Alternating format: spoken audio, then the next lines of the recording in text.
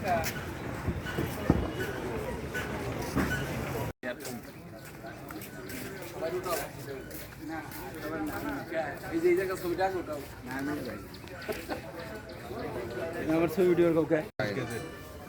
ও দুর্যোগ ব্যবস্থাপনা মন্ত্রণালয়ের আইন অনুযায়ী একজন খুচরা ব্যবসায়ী পাইকারি ব্যবসায়ী হচ্ছে 300 মেট্রিক টন মজুত করতে পারে, খুচরা ব্যবসায়ী পারে হচ্ছে 15 মেট্রিক টন 15 দিন পর্যন্ত।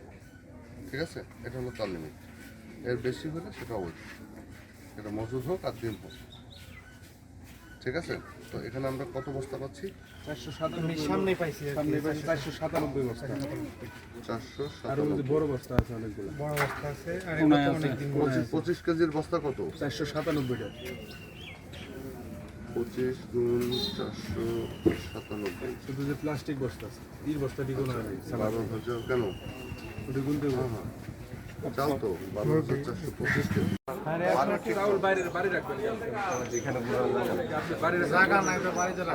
আমরা তার বাড়িতে আছে 10 মেট্রিক টন, এই 10 মেট্রিক টনই আমরা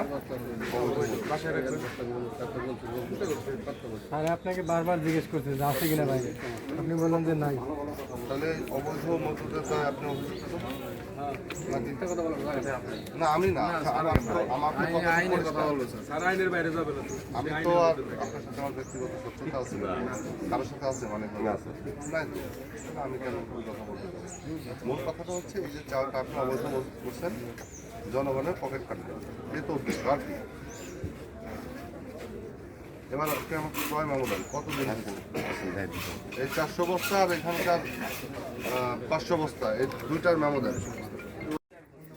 দুইটা ব্যবসায়ী সমিতি যারা কাজটা চলে যায়, যারা কাজটা চলে যায়,